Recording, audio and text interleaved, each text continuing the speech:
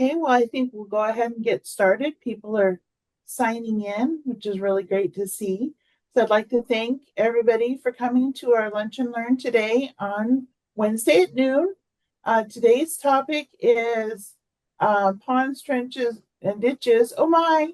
And today to speak with us, we've got Tabitha Lebrecht, Deb Alexander, and Dan McDonald. So let me go ahead and share my screen for the slides and I'll turn it over to Deb.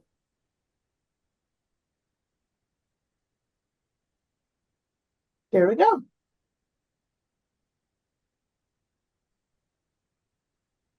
Not seeing it yet, Dana. Not seeing it yet? Not yet. Okay, let me try again. Sometimes it does that to me. It's not always my friend. Okay, let me turn off the camera. Okay, there we go. Okay. All right. Well, am I good to go, Dana, or did you have more? Sure. It's a little slow. There we go. Okay. Welcome everybody. I'm Deb Alexander. I'm the project manager for waste management. And like Dana said, we're talking about ditches, cribs, ponds, trenches, and today, and basically, just to give you an introduction to what these types of units are, what we're talking about today are disposal units. And they're divided into two different categories in the Hanford permit. In part 3 of the permit are the operating disposal units, and that would include trenches 31 and 34 and IDF. And in part 5 of the permit are a bunch of past practice disposal units that are closing under the RECRA permit. We'll also be discussing those today. In the past practice units, there are quite a few units that were basically not RECRA compliant. They were past practice disposal activities on site, including the different ditches, cribs, and ponds, some burial grounds. But the big difference between Part 3 and Part 5 units is the Part 3 operating units are all RECRA compliant. They meet the regulations to the letter. The Part 5 units, the reason they're closing is that they're not RECRA compliant and or we don't do that type of disposal practice anymore. So that's the introduction to these types of units, and we'll take it to the next slide and get going on talking about the different units.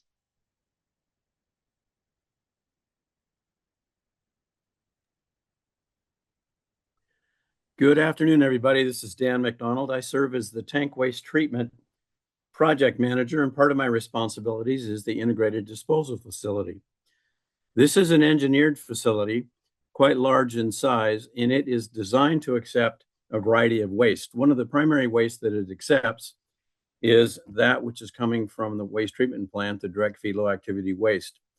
The containers are put in there as they are processed out of the waste treatment plant. They are staged at the IDF and then put down into the cell. Currently, 96 containers have been shipped from the waste treatment plant over to the IDF, and 91 of those containers are actually down in the cell. If all goes well, there'll be another shipment this week, and we'll be up to 100.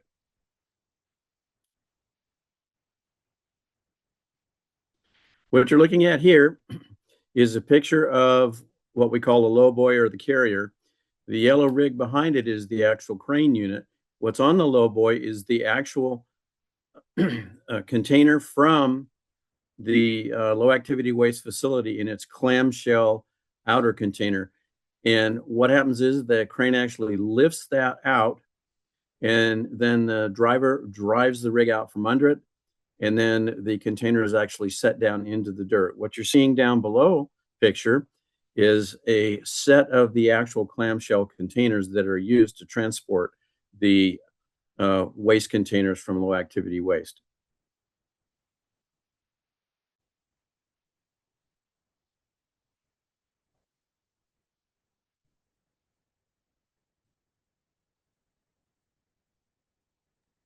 Okay, we're back to my project with this particular unit.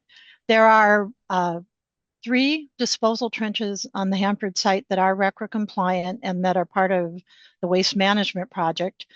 2 of them are in West two of them are in West area and one of them is in 200 East area. This particular unit, Trench 94, is in 200 East area. And this is the one that people like to see when they go out on site because it's pretty impressive to see all these former reactor compartments from naval vessels in the burial trench. And you're seeing an overhead view of that on the picture on the left there. The picture immediately to the right of that shows you what these reactor compartments look like closer up on their pedestals actually in the trench. And then the Hanford site picture shows you where this is located out on the site. So the Trench 94 is specifically designated for reactor compartments from naval vessels. That can include submarines, aircraft carriers, any vessel that has nuclear power. And we work in conjunction with the Department of the United States Navy to dispose of those compartments on site. And the other burial trenches in West area, trenches 31 and 34, receive all kinds of different land disposal all different types of waste that meet land disposal requirements. For example, burial boxes, drums, lots of different, it could be different types of equipment packaged in containers and macro encapsulated. But, and those two trenches are both over half full. Actually, probably a little closer to 3/4 full or more. So within the next decade, we'll see both of those trenches become full and they will be completed. We will no longer be disposing to them. And at that point in time, we'll put a cap over both of those trenches and they'll go into post-closure in the permit, which is section 6 of the permit. So again, these 3 burial trenches are, the 2 in West area are RCRA compliant, i.e. they have a liner, we collect leachate, etc. The trench in East area does not have a liner, but it does have an exemption for not having a liner. So that's the one difference between that unit and the other 2 in West area.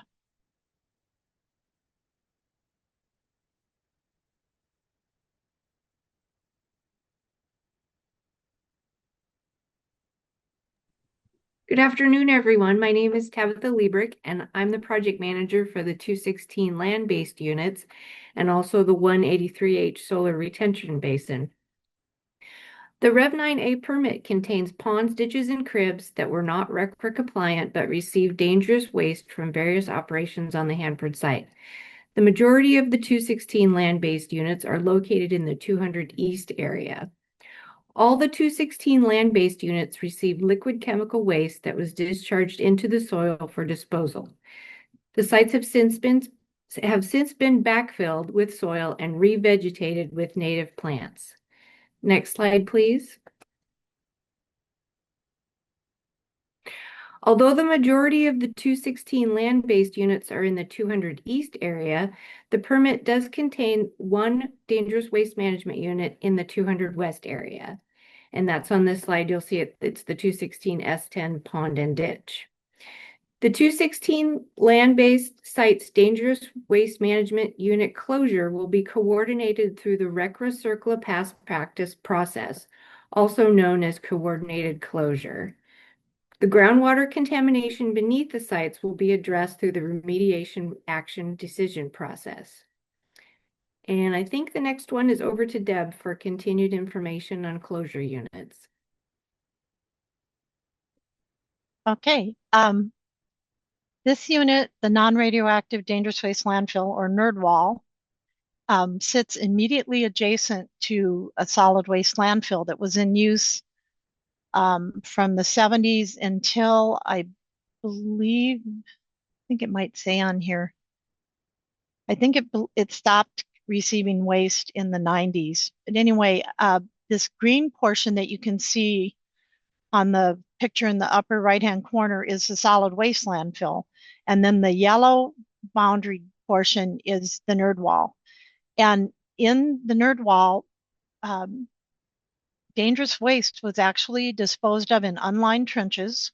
So not a RCRA compliant landfill. And this unit also, both units have groundwater monitoring because they are both unlined landfills. But we will be closing Nerdwall in conjunction with closing the solid waste landfill. They will both close together and there will be one cap over both of them. And we're still not 100% sure when this process is going to start, but we are speaking with DOE on it right now. We have a closure plan in place, and we're talking with DOE about when we will actually begin work on this again, because it's going to be coordinated with the 200 SW2 unit. It's part of that unit. So again, the reason this unit had to close was that they actually disposed of hazardous waste to ground, drums, liquid, asbestos, quite a few different things. And it was not in RCRA compliant trenches. Next slide.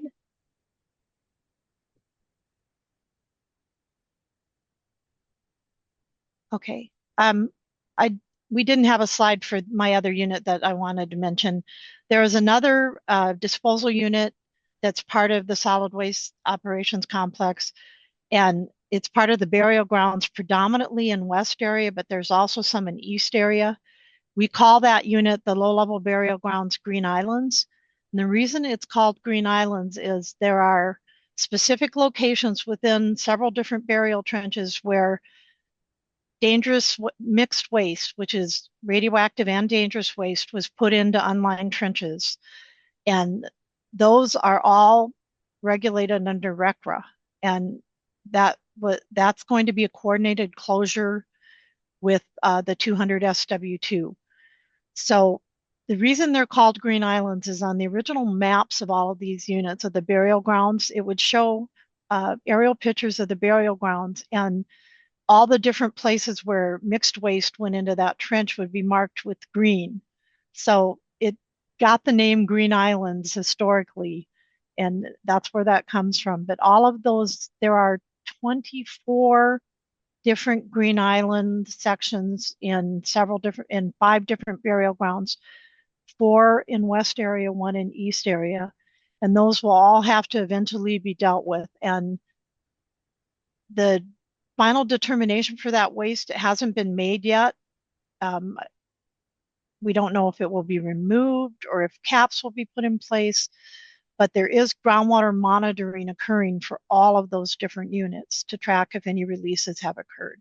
And that's the other past practice unit in part 5 of the permit. And I'm done.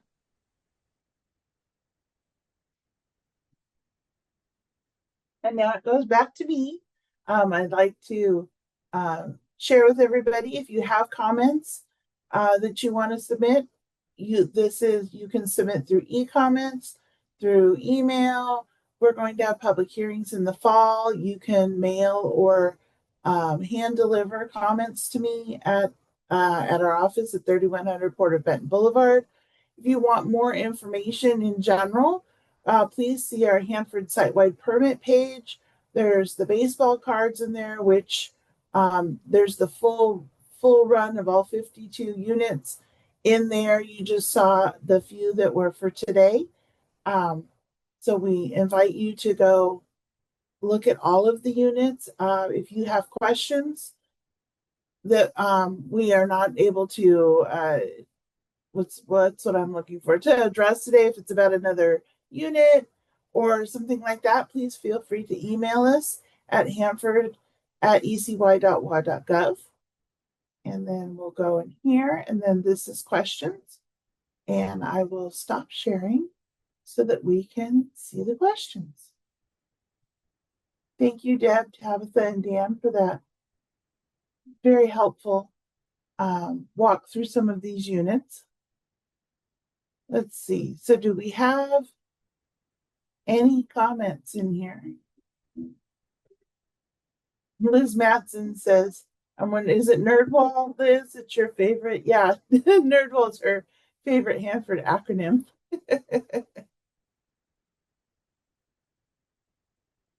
If people have questions, please put them in the chat, or you can raise your hand and we can unmute you so you can ask your question. There's lots of disposal units to get around. Oh, Liz asks, can you talk more about the draft EA for NerdWall and SWL?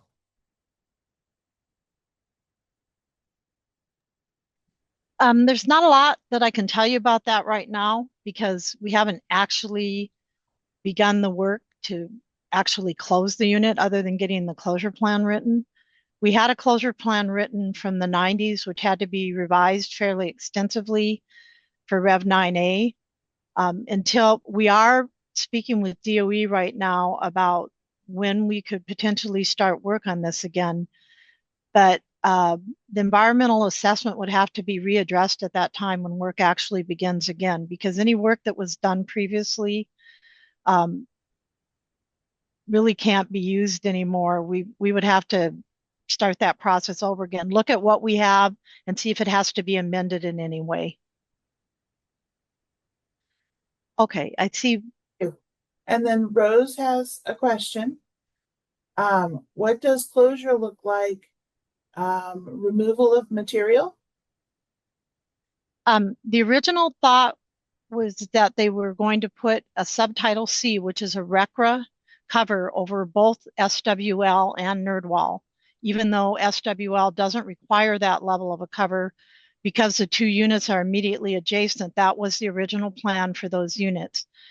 We are discussing whether or not removal of some of the material might make this process a little bit cleaner and make it a little bit easier to come up with a proper cap for the landfill. The decision has not been made whether any material will be removed yet, but we are talking about that. Rose, did you want to ask your question? Yeah, thank you. So Sure. I'm sorry, I'm not going to type this out. So I guess my concern is, especially with the area that's unlined, is how is that going to prevent leaching? I mean, do you know exactly what's in there? Do you know where it's located within the unit so that you would be able to monitor what kind of leaching, you know, what kind of material would potentially be leaching into the soils? I'm very, very concerned about the unlined section of this and what's in it. We know exactly what's in it. We have extensive burial records for all of NerdWall, down to what types of containers, how much material, what types of material. The groundwater monitoring plan for NerdWall has been written specifically to address looking for the different contaminants that were disposed of in NerdWall within the groundwater matrix. In the past, we also had some soil gas monitoring around both SWL and NerdWall, and we were detecting different hazardous waste components in the VADOS zone. Over time, that has decreased dramatically. The types of things we're seeing in groundwater right now are the kind of signs you see that let you know that precipitation is moving through the landfill. We see increased conductivity, increased total dissolved solids, things like that, that tell you that things are moving. But as of yet, we are not detecting any hazardous constituents in groundwater.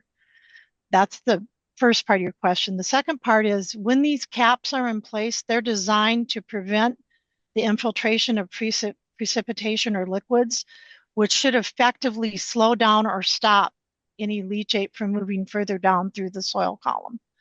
That's the plan. And a RECRA subtitle C landfill cover does exactly that. It allows the soil column to breathe, but it does not allow infiltration of liquid, which would drive contaminants further down within the soil column. Does that answer your question, Rose, or did you have more? Yeah, no, that does answer my question. I don't know that I'm happy with the answer, to be honest with you, but it does answer the question. Obviously, you know, Yakima Nation's concerned about just multiple ways that contaminants are infiltrating the soil. And this is just one more of those ways that, that's kind of going on right now. And we absolutely do not support unlined trenches in any way. I mean, that's just not something that we ever support. And I guess I'm just trying to figure out why you're not potentially looking at maybe moving this material to at least an area that's lined so that we do not have to. I mean, we're looking at this the long term. I know you guys you're writing your plans, you're saying, oh, we're going to put this cover over it and everything will be great and all of that. But is it still going to be great, 20 years from now or 50 years from now? And that's the way we look at it, because oftentimes these covers, they do have a lifespan, so to speak, and some of the materials that are used and whatnot. And it's really easy to say, oh, we fixed that, and to walk away from it and not give it a second thought until all of a sudden something happens. You get some contaminant or something. You're like, oh, wait a minute, what's going on here? And we are strong supporters of preventing that from happening. And so I guess I'm just not. Are you even considering moving some of this stuff, at least some of the more volatile stuff, and putting it in a more secure location? That is one of the possibilities, Rose. Okay. It hasn't been decided yet, but it has definitely been discussed. And we have had discussions with DOE very recently about there's a problem with getting enough of the right kind of material to do these covers on site. And that was one of our concerns. A subtitle D cover would be preferable for the entire unit. But in order to do that, that would mean that we'd have to remove the hazardous materials from the nerd wall and dispose of them properly. Yeah. And that is one of the things that's being discussed. The decision has not been made yet. So that's still an open discussion. And the closure plan is written right now for a cap to be in place, but that doesn't mean that the closure plan can't be modified if the decision is made that it's actually more cost effective and environmentally compliant to remove materials and do a different type of cover. That's still something that has to be decided. So I'm just going to put something out there just right out front here and lay it on the line right now. And that is that Yakima Nation would absolutely not be supportive if, for whatever reason, folks are looking at trying to utilize material from Borrow C. We were told that is material that originally was looked at for caps. So, but that is something that we would strongly oppose in every way that we possibly could. And so I guess that's why I'm asking some of these questions, to see if you do it differently, will you need less material to where we wouldn't necessarily be looking at Borrow C? The more material you need, the more Borrow C becomes more and more attractive because it's right there. So anyway, I'm putting that out there, full disclosure, that that's just not something that we would ever support. It's my understanding that we're not trying to use the sites like Borrow C on the Hanford site, that those are no longer considered viable options. That's the problem is told. and that's my understanding too.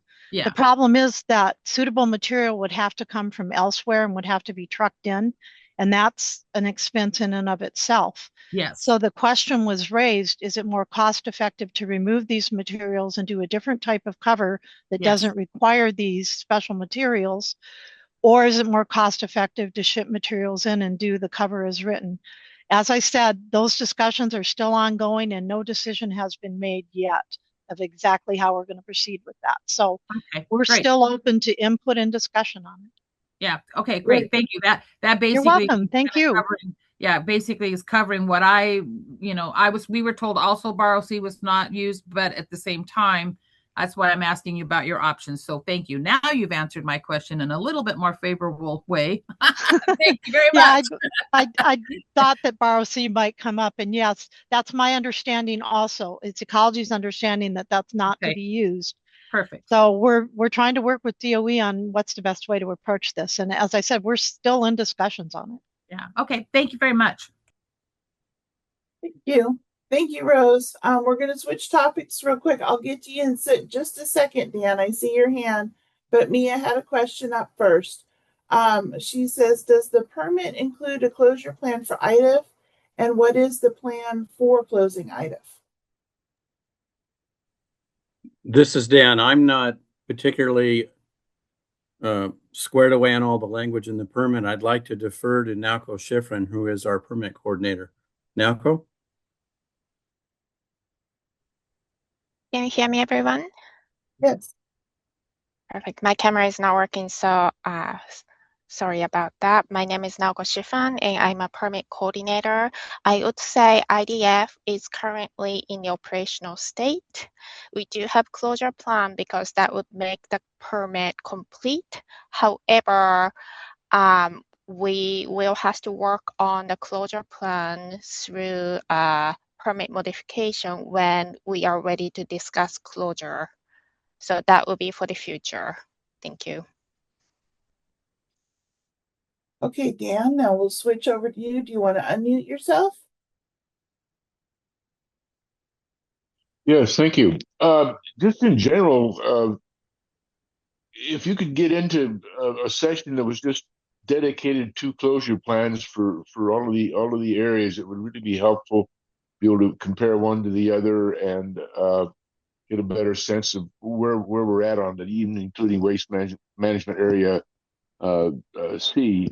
And also, how long will Trench 94 remain uncovered? I understand that's a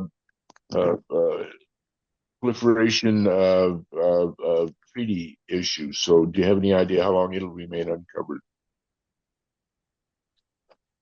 There is no plan in the immediate future, and that means for the next several decades of covering Trench 94. It originally was covered as part of the SALT treaties. It remains open so that the different parties involved in the treaty can confirm that the amount of reactors that were supposed to be decommissioned and taken out of service that's actually occurred. So there's no plan right now to put a cover over Trench 94. It will remain open for the foreseeable future. There's a lot of materials that are still scheduled to come to that. Okay, thank you. You're welcome. Okay, Liz now has a question. Does the NerdWall decision-making process you are referencing play out in the permit mods, and where would the public get to weigh in on this? So that's going back to the you have a chance to weigh in on the NerdWall closure plan right now because it's part of the materials that are out for public comment for Rev 9A. If we change what is currently, if the decision is made to change what is currently in that closure plan, which is putting a cover over the landfill and leaving the materials intact, a permit mod would have to occur. That would be a class 3 permit mod, which means it would go out for public comment from DOE for 60 days. And then after that public comment was received and reviewed, it would go out for a second public comment period under ecology for another 45 days. Both of those comment periods would allow the public a chance to give input into what was put into that revised closure plan and the process that's outlined in it. Thank you. Okay. Back to, where'd it go? Back to Trench 94. This is from Jim. Trench 94, can you say a little bit more about the lack of liner leak detection in the naval reactor compartment trench? The source term assumes only activation products in the source term. Does ecology have an empirical base for its confidence that there was no failed fuel? Also, the reactor compartments traditionally had PCB impregnated felt that required TSCA review. What is the mechanism for monitoring of Vadazone and groundwater contamination, Form T94? Okay, this is a lot of different little pieces.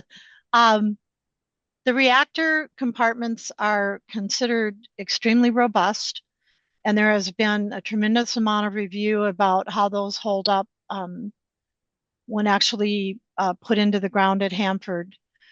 The main contaminant that is regulated under Trench 94 in the permit is lead, and it is present in all those reactor compartments in the form of shielding. There's a lot of discussion that it doesn't need to be regulated because it's being used for its intended purpose. But the state of Washington has taken the position that there's a tremendous amount of lead in that burial trench. And just that amount of lead presents a potential risk, albeit small compared to the robustness of the containers. It is still a tremendous amount of lead. And for that reason, the state is regulating that trench for lead. At the current time, there is no groundwater monitoring occurring at that trench because they've done research and gone for an exemption under the regulations that groundwater monitoring is not required. And it's a little bit difficult without that material in front of me because it isn't readily available in my memory right at the moment to address exactly what that exemption request and the white paper that accompanied it discusses, but that is available right now out on the webpage for Rev 9A that's out for public comment. So I would welcome you to take a look at that groundwater exemption request and what the permittees proposed and ecology accepted. As far as no liner, when that trench was originally put in place back in the 80s, there was a lot of work done and a liner exemption was requested and granted. There's a lot of background material on that liner exemption request and why it was approved. And I do not believe that those materials are out for public comment right now because they're part of the AR, but you could certainly request them from ecology and we would provide those to you so that you could get a better look at why an exemption was granted. Does that get you to a place where you can look at things, Jim? It's difficult to get more specific.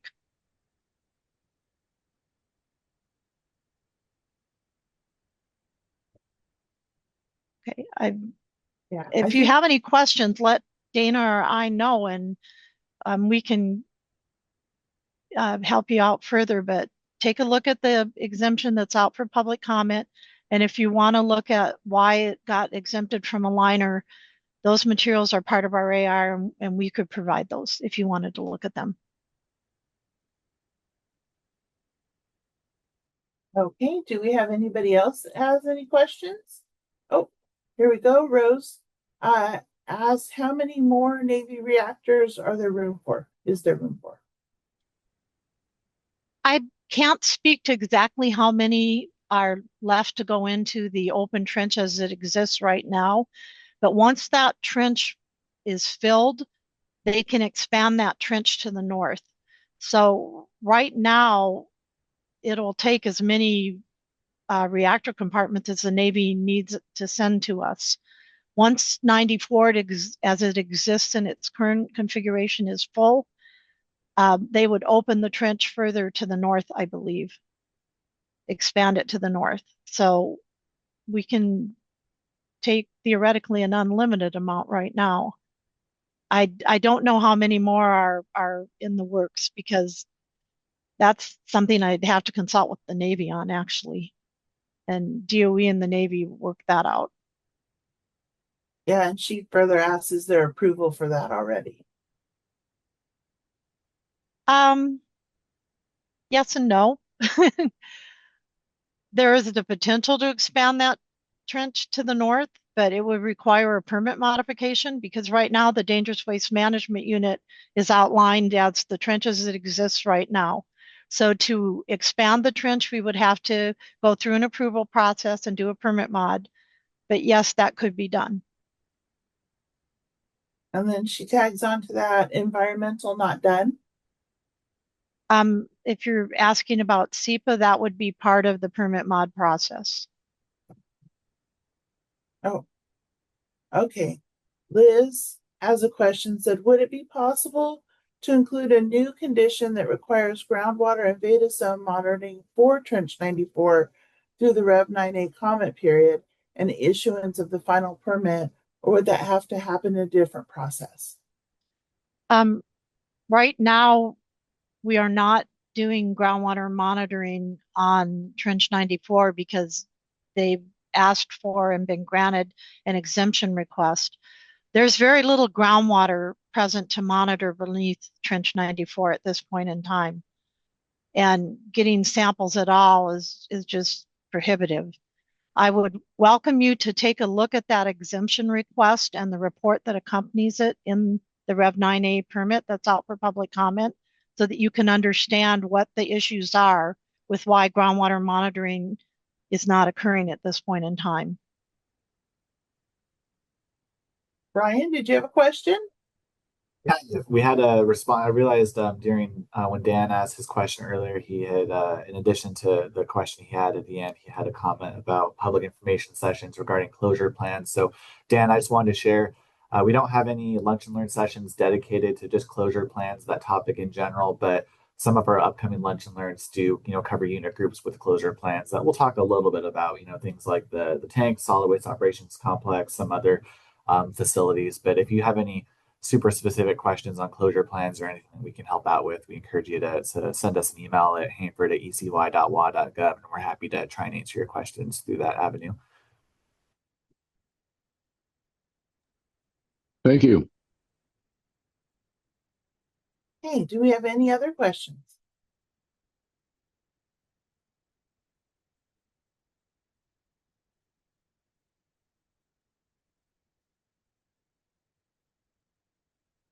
Oh, Liz, go ahead and unmute yourself. Thanks. This might be easier to just ask instead of type it in. So just, I wanted to check my understanding of the some of these things that are fixed in the permit, either because of this exemption for Trench 94, against you're asking the public to weigh in on this, asking for comments. People share their comments.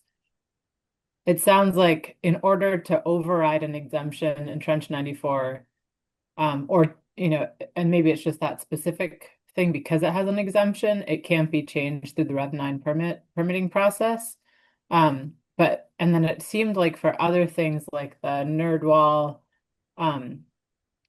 because if I issued a comment on the closure plan for nerd wall and said, I don't want you to cap and cover, I don't want you to do something else, that change could not just move through this Rev 9A permit process, or could it? Would that have to be like, okay, we're going to table that and do a separate permit mod in the future once we nail this down? Or does that all happen as like part of the response to public comment process? Okay, the Trench 94, in order to reinstate groundwater monitoring at Trench 94, it would require modification of the permit, but it's not going to change the conditions that exist in the environment right now. There is almost no groundwater to monitor beneath Trench 94. Since we've stopped discharging liquid effluent to ground, like we did extensively in the 80s and 90s, the water table has dropped in both east and west area and is returning to more natural conditions. There's not enough water there to monitor.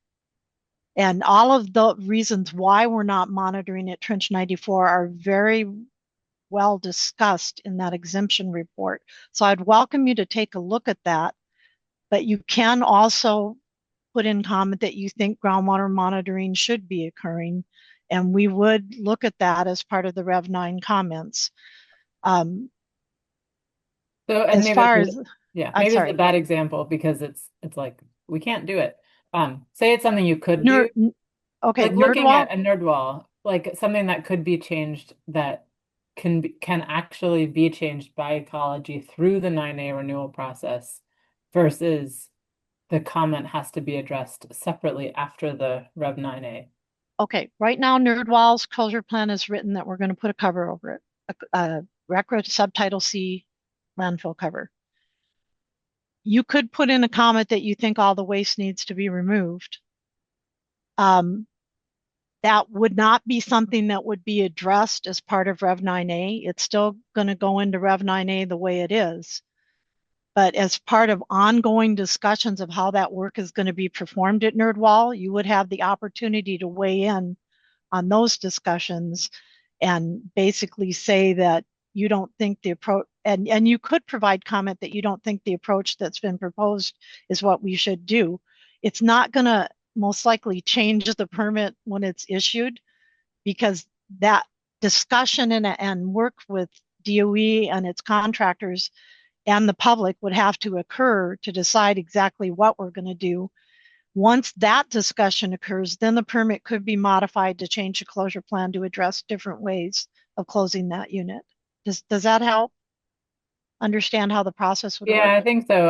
I'm trying more to get a finger on what can actually be changed in this renewal process. So when we see the draft, you address the comments, we wrapped it up, here's the final, knowing that it's a living document and it's always changing, but here's our snapshot final. What can change? Are you talking specifically about closure plans? Not necessarily. Okay, can I use closure plans as an example? Sure, Because sure. I think I can tell you the types of things that could be changed. In a closure plan, let's take some of the other units. These closure plans have closure activities, different things that have to be done to either remove equipment, decontaminate materials, get things to the point where everything's been removed from that location. And then quite often there's soil sampling that has to occur after that. And the permittees and ecology has agreed to a certain set an amount of soil sampling or whatever sampling is going to occur at that area. You could certainly offer comments on maybe you don't agree with the closure plan activities. You don't think that certain things have been covered as part of those activities. Or in the past, we've had comments that those aren't enough samples being taken for that large area. And when we talk about SWOC in a couple of weeks, I'd welcome you to come back, because we're going to talk about OSAA a little bit at that point in time. But we got extensive public comment on that unit saying the samples aren't enough. You need to be taking more samples. So things like that can change and would change as part of the public comment that comes in on Rev 9. And that would be so for any of the other addenda, like process information or waste analysis plan. Waste analysis plan, we don't think you're doing the right types of monitoring when that waste comes into the facility to determine that it meets the acceptance criteria for that facility. Those types of comments do affect what will go out in Rev 9 when it's issued. Does that help a little? Yeah, I think it is helpful kind of as we go along with these lunch and learns to just always be returning to, you can comment on all these things, but what would change now or could change now to know kind of where the maximum I bang would for your welcome bucks. you give any comments you feel are necessary, and we'll do our best to address those and tell you what could be changed or what, if that comment, changes how we look at this and would cause a change to the permit. If it doesn't, then at least ecology is aware of your concern. And going forward, as we continue planning this work, we know that we've had comment in the past, that you think something should be being done differently. So I would welcome you to put in any comments, that you're concerned about. Some things will affect change in the permit. Some won't immediately, but would be maybe considered later as part of future permit mods. Yeah, thanks. And I was involved in the last version of this. So I feel like more it's thinking for anyone who commented 14 years ago and is like, what changed because of my comments? And I'm seeing the response to comments now 14 years later. Do I even remember what I commented on? And as we coach people on like what is actually, you have a little bit of time, what do you want to focus on? More like that kind of targeted, helping steer people to the most effective comments that could make a difference is I would part tell of it. you, Liz, that those comments do make a difference, because there's not a single closure plan in the permit right now for SWOC that wasn't affected by public comment 14 years ago, on why are so few samples being taken? Believe me, Ecology and EPA looked at that very carefully, and we worked very hard with the permittees to change that. So comments Great. do make a difference. That's helpful. And I think I asked this question a few sessions ago, and there wasn't any examples of what comments have changed. So that's a great one to bring up again for people who aren't on the call today. Thank you, Deb. Thank you, Liz. Do we have anybody else who has any questions? Oh, Rose, go ahead and unmute yourself. Thank you. I'm going to piggyback a little bit off from what Liz was saying, because I think that this really, especially, I'm going to say for Yakima Nation, we're not the public, and we do make comments on everything. We too made comments 14 years ago, on that. And I have to say that it does get very frustrating when you spend the amount of time, and we don't have, an excessive amount of resources, so we spend a lot of time going through these documents and not really having an understanding of how our comments are addressed, if our comments are addressed. Did our comments make any difference at all? Now, we do meet with Ecology regularly, and so we have a different relationship, obviously, with Ecology. But I do want to say that can be very frustrating for folks when they put so much time into making valuable comments and valuable, legitimate concerns, to make sure that we all feel like those comments have been addressed. And if there's a reason why you elected not to utilize that comment, or you didn't see any value in that comment. And I know you guys have got to be efficient, and comments that are similar to have a tendency to kind of get lumped together, and you kind of do a broad thing. And while that, I get that, it can be very frustrating whether you're a tribe, or you're a public, or you're a group such as what Liz is part of, nonprofits and such. It is very, very frustrating, because these are very serious issues, and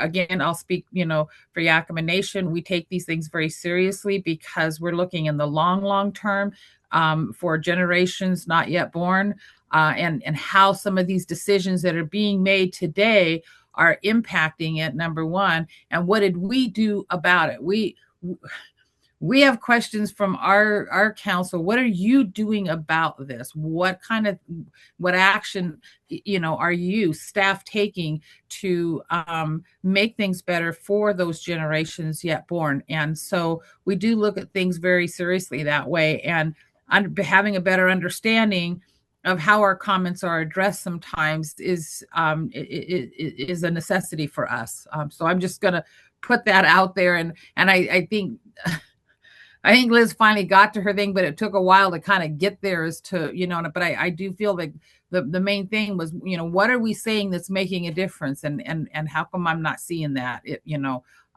those responses. So anyway, I just kind of want to add to that a little bit.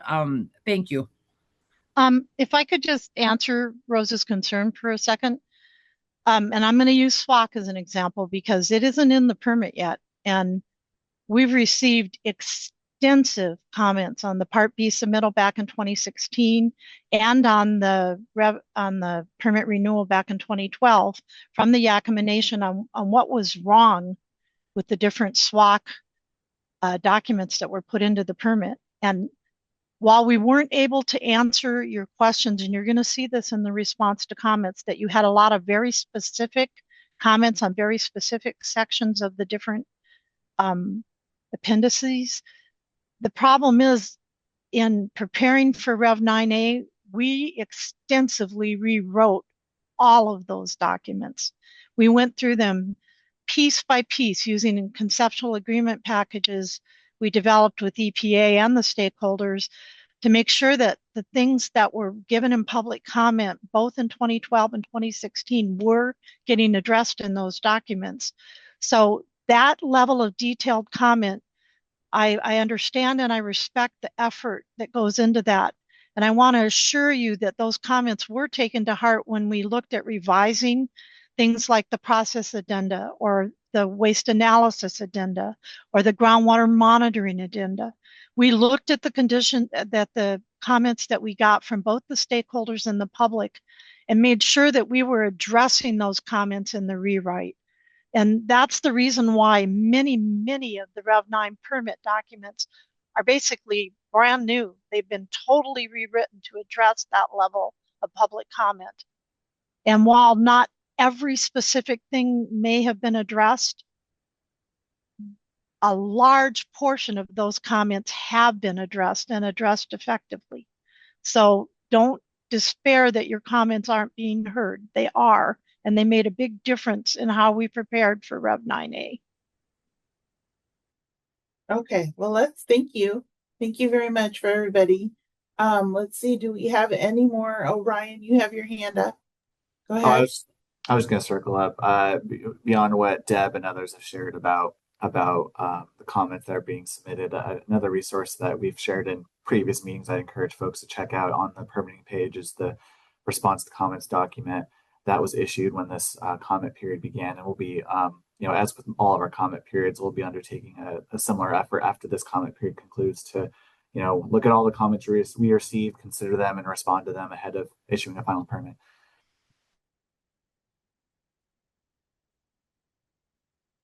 Yes, the response to comments document is on there. But be prepared. If you do want to download it, just a heads up, it is in 4 parts because it is large. So just be aware. So Annette, did you have something to say? Just to add to what everybody else has said, I just really appreciate those questions about how comments were, how they were considered and incorporated. And I really appreciate Deb's answers because and Ryan's and Dana's, because we really did. We looked at the comments initially, when they came in, and then as time went on and we were developing portions of the draft permit renewal, we developed the guidance, we did reviews of all the documents, we worked in workshops with the permittees, and then they sent certified submittals. And so all along we looked at the comments.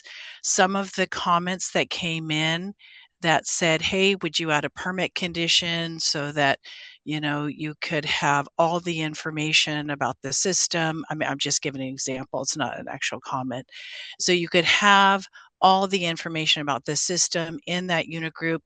We may not have incorporated it as it was recommended, but we tried to respond that if it was recommended as a permit condition, we tried to respond that that information was provided in the certified submittal in the addendum. So we did go through comments extensively throughout our process, and it may not have been incorporated in the manner in which it was recommended, but we do read through all the comments and take them very seriously.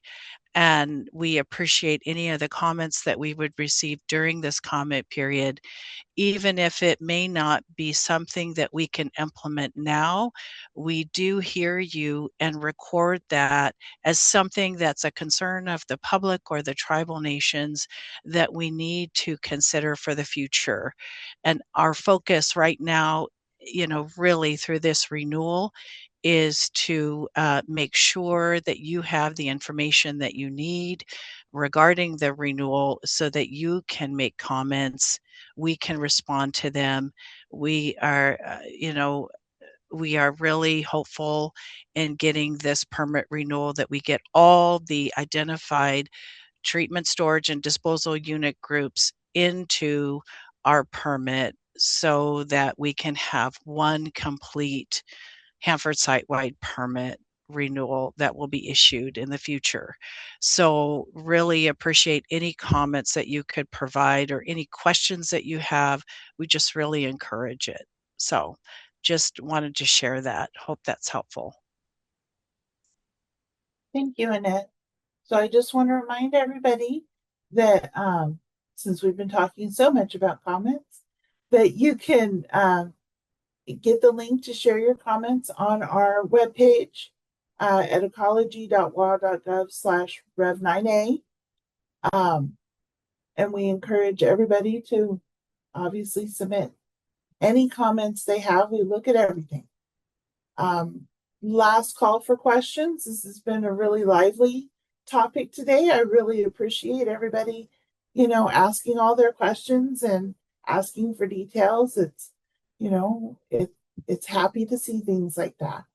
Let me see here. Let me share my screen one more time. Here's the bottom. And then we will go to this one.